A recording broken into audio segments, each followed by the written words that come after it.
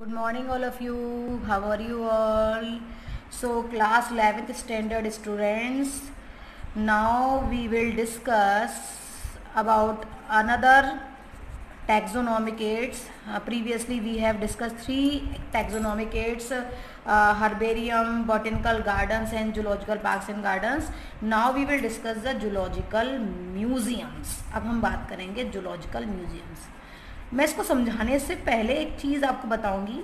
Museum आप सबने देखा होगा, कहीं जाने की ज़रूरत नहीं है बाहर। आपकी जो लैब है वो ये छोटा सा म्यूज़ियम है। आपने देखा होगा आपकी लैब में इस तरह की बॉटल्स होंगी, ठीक है। इस तरह की बॉटल्स में अंदर इस तरह की डिस्क लगी होगी जहाँ पर कुछ एनिमल्स बीच में लगा रखे होंगे, उसको थ्रेड से बांध रखा होगा और एक लिक्विड होगा अंदर उसमें। इस तरह के स्पेसिमेंस को आपने देखा होगा।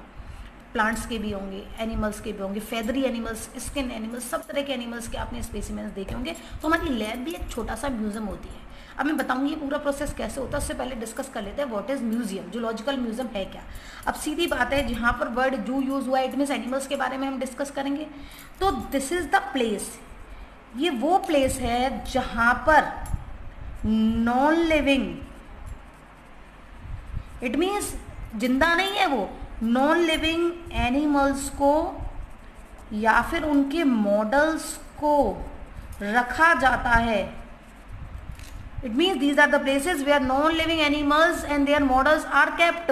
उनको रखा जाता है फॉर एग्जीबिशन पर्पजेस, एग्जीबिशन के लिए, और for study purposes. It means the zoological museum is that place where non-living animals and their models are kept for the exhibition purpose or for the study purposes, ठीक है।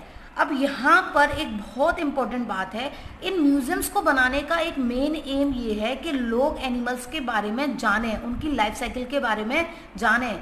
और दूसरी चीज़ ये कि जो एनिमल्स अभी नहीं हैं, जिनके फॉसिल्स बन गए, उनके भी कुछ स्पेसिमेंस इन जूलॉजिकल म्यूजियम्स में होते हैं, जिससे हमें ये भी पता चलता है कि जिन एनिमल्स को हमने देखा नहीं है, जो प्रीवियस हमारे एनवायरनमेंट में प्रेजेंट थे, वो किस तरीके के थे, क्या हम उनसे सिमिलर हैं, क्या हम उनसे डिफरेंट हैं। हम ये सारी चीज़ जूलॉजिकल म्यूजियम से पता कर सकते हैं। अब मैं बहुत छोटे लेवल पर, आपकी लेबोरेटरी के लेवल पर आती हूँ। जूलॉजिकल म्यूजियम आपने स्पेसिमेंस देखे होंगे, ठीक है। वो जो स्पेसिमेंस होते हैं वो कैसे बनाए जाते हैं, ठीक। मैं एक एग्जांपल लेकर चल रही हूँ यहाँ पर कि सपोज आपको कोई भी क्रो मिल जाता है या पैरट मिल जाता है, कोई भी फेदरी एनिमल मिल जाता है, ठीक है। सबसे पहली चीज़, आपको उसको मारना नहीं है। अगर ऑटोमेटिकली वो अपनी नेचुरल डेथ हुई है उसकी, तो उसको कलेक्ट करना है, बट कलेक्ट आपको 24 आवर्स के अंदर करना है। उसकी बॉडी ख़राब नहीं होनी चाहिए, ठीक है। यू कलेक्ट दैट, आपने उसको कलेक्ट किया। फर्स्ट उसकी बॉडी को आप अच्छे से साफ करोगे बाहर से। Then from the back side start to dissect, उसकी बैक साइड से आप उसको डायसेक्ट करना शुरू कर दोगे। And take out all the internal organs, और उसके जितने भी इंटरनल ऑर्गन्स हैं उनको आप बाहर निकाल लोगे। उसको बाहर निकालने के बाद first you take a preservative that is copper sulphate. उसकी जो इंटरनल स्किन है, आप उस पर किसकी लेयरिंग करोगे, कॉपर सल्फेट की। और कॉपर सल्फेट की लेयरिंग करने के बाद उसके अंदर आप क्या भर दोगे, हे मटेरियल। इट मीन्स जो घास फूस होती है वो सब भर दोगे, क्योंकि इंटरनल ऑर्गन तो निकाल लिए। अब इंटरनल ऑर्गन निकाल के तो उसकी नॉर्मल शेप कहाँ से आएगी, तो उसको नॉर्मल शेप करने के लिए उसके इंटरनल ऑर्गन की जगह हमने क्या भर दिया, उसमें हे मटेरियल भर दिया। और फिर से कॉपर सल्फेट उसके ऊपर डाल के हमने उसको क्या कर दी, उसकी स्टिचिंग कर दी, उसको स्टिच कर दिया। और ऊपर जो उसकी जो उसके फैदर्स हैं उसके ऊपर भी हल्की सी कॉपर सल्फेट की लेयरिंग कर देते हैं। यहाँ पर एक चीज़ ध्यान रखनी है कि जो आइज़ हैं इन एनिमल्स की, इन बर्ड्स की, वो आपको निकालनी है, क्योंकि आइज़ प्रोटेक्ट नहीं हो पाएंगी, क्योंकि काफ़ी टाइम हो गया। उसके बाद में उन आइज़ की जगह आप सिमिलर से बटन्स वगैरह कुछ हों तो वो आप इंसर्ट कर सकते हो। तो वो एक स्पेसिमेन आपका तैयार हो गया जो लगभग 6 मंथ तक आसानी से प्रिजर्व रहेगा। अब बात रहती है, आपने देखा होगा मैम कुछ स्पेसिमेन ऐसे भी होते हैं जो कुछ पानी जैसे लिक्विड में रखे रहते हैं। हाँ जी, होते हैं। वो पानी जैसा जो लिक्विड है वहाँ पर, वो है आपका फॉर्मेलिन, ठीक है। फॉर्मेलिन है, फॉर्मल्डिहाइड पढ़ा होगा सबने, दैट इज HCHO, ठीक है।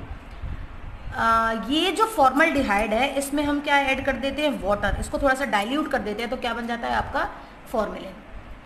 अब होता क्या है भाई, जैसे जो आपको वही प्रोसेस अपनानी है, लेकिन क्या करना है, ये सब स्टिचिंग करने के बाद जो फेदरी ऑर्गेनिज्म नहीं है उनको ये जो प्लेट है, जो डिस्क है अंदर स्पेसिमेन बॉटल के अंदर, उसमें वहाँ पर उस एनिमल को रख कर और थ्रेड से बांध कर इस बॉटल के अंदर आपको लिक्विड भरना है, फॉर्मेलिन, जिससे कि ये एनिमल जो है जिसका आपने स्पेसिमेन बनाया वो प्रिजर्व रहेगा 6 मंथ्स तक। एक ड्यूरेशन होती है, या तो आप 3 मंथ्स के बाद ये लिक्विड चेंज करते रहो, या 6 मंथ्स के बाद आपको जैसे लगे कि थोड़ा सा खराब हो रहा है, या फिर नॉर्मली 3 मंथ्स के बाद आप इसका लिक्विड चेंज करते रहो, तो ये काफ़ी लंबे टाइम तक प्रिजर्व रहेगा।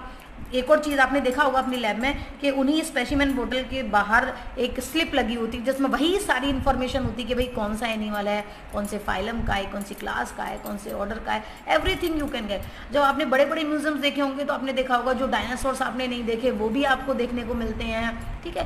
तो these are the huge places, बहुत बड़े बड़े प्लेसेस हैं जो बहुत इंटरेस्टिंग होते हैं देखने में, हमें पता चलता है कि क्या वो ऑर्गेनिज्म है, क्या उसकी एनाटॉमी रही होगी, क्या उसकी मॉर्फोलॉजी रही होगी। So these are very beneficial places for the purpose of studies, जहाँ पर दो चीज़ें हो रही हैं। अगर मैं जूलॉजिकल पार्क की बात करूँ तो वहाँ पर क्या हो रहा है, प्रोटेक्शन मिल रहा है। अगर मैं म्यूज़ियम की बात करूँ और म्यूज़ियम को देखने जाऊँ तो मैं देखूंगी कि भाई इसकी एनाटॉमी ये है, मॉर्फोलॉजी ये है, ठीक है। और मैं अगर फिर से वही जूलॉजिकल पार्क की बात करूँ तो देखेंगे कि भाई उनको प्रोटेक्शन तो मिल ही रही है, लेकिन वही उनको कंडीशंस प्रोवाइड कराई जा रही हैं जो उनको नेचुरली मिलती हैं।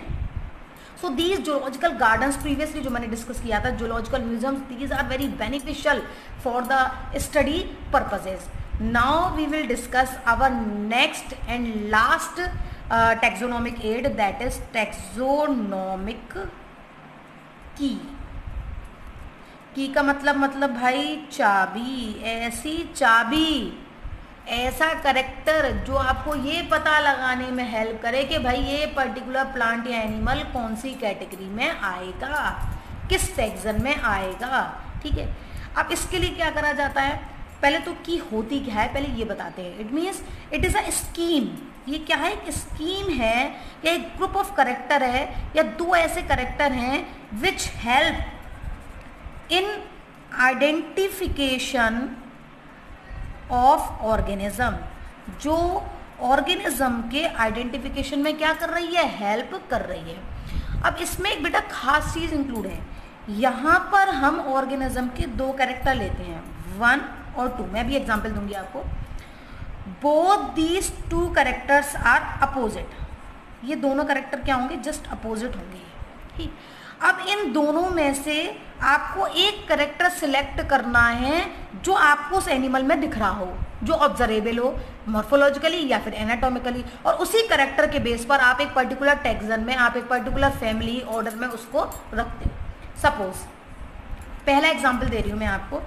हमने एक और चीज़ यहाँ पर, दीज 2 अपोजिट करेक्टर्स, ये जो 2 अपोजिट करेक्टर्स हैं, या हम ये भी कह सकते हैं 2 ये जो कंट्रास्टिंग करेक्टर्स हैं, इनको हम कहते हैं कपलेट। क्या बोलते हैं इनको, कपलेट, ठीक है। अब मैंने एग्जांपल लिया, एक प्लांट का लेते हैं, एक एनिमल का लेते हैं, ठीक है। हमने देखा कि भाई प्लांट में परसिस्टेंट कैलेक्स हैं इसके फ्रूट में। अगर प्रीवियस वीडियो देखी होगी तो ध्यान आ जाएगा आपको, मैंने ऐसी स्ट्रक्चर बनाई थी सोलेनेसी फैमिली में परसिस्टेंट कैलेक्स की। परसिस्टेंट कैलेक्स हैं या फिर नहीं है, गिर जाते हैं कैलेक्स। अब 2 कैरेक्टर आ गए, कंट्रास्टिंग है दोनों, कि भाई या तो है या फिर नहीं है कैलेक्स फ्रूट के ऊपर। तो अब आपने चूज करा कि भाई हाँ है, हमने तो देखा उसकी मॉर्फोलॉजी में। इट मीन्स परसिस्टेंट कैलेक्स हैं, तो वो कौन सी फैमिली में आ रहा है, सोलेनेसी। क्योंकि भाई सोलेनेसी फैमिली का कैरेक्टर क्या है कि भाई उसके ऊपर कैलेक्स प्रेजेंट होते हैं फ्रूट बनने के बाद भी। तो आपने 2 कैरेक्टर लिए कि है या नहीं है, तो उसमें से आपको क्या मिल गया कि भाई ये है उसमें, तो आपने तुरंत पता कर लिया कि कैलेक्स हैं, तो इसीलिए उसको किस में रखेंगे, हम कौन से टैक्सन में रखेंगे, सोलेनेसी में। अब लेते हैं हम एक एनिमल का एग्जाम्पल। चलो एनिमल का ले लेते हैं। Suppose example is memory glands are present. Memory glands present है, पहला हमने ये कैरेक्टर लिया। अब दूसरा अपोजिट कैरेक्टर क्या लिया कि भाई एब्सेंट है, नहीं है मेमोरी ग्लैंड्स। तो आपने जैसे ही आपको बोला गया कि these are the 2 characters, now you will determine that the organism which you are watching, which you are observing, in which category, in which taxon it will come. तो आपने तुरंत पता लगाया कि yes memory glands are present, it means it will come in the class. कौन सी class में आएगा? मैमेलिया में। It means 2 characters are there, 2 character हमने लिए, उनमें से एक हमें पता कराएगा कि वो कौन सी फैमिली से, कौन से टैक्सन से बिलोंग करता है। दूसरा कैरेक्टर किसी दूसरे के बारे में पता कराएगा। हमें एक प्लांट को लिया है तो हम एक कैरेक्टर को चूज करते हैं, अगर है वो कैरेक्टर तो ऑब्वियसली बात है वो उस टैक्सन में इंक्लूड होगा। इट मीन्स की है, ये कैरेक्टर क्या है? की है, चाबी है। जो चाबी हम जब घुमाएंगे पता करेंगे कि कैरेक्टर है या नहीं, तो हमें पता चल जाएगा ये कौन से कैटेगरी से बिलोंग करता है। सो by completing this topic we have also completed our chapter 1. So please study all the content very carefully. If you are having any problem, I am saying again and again, you can message me, you can write in description box. I will try to and I will solve your problem definitely. Okay,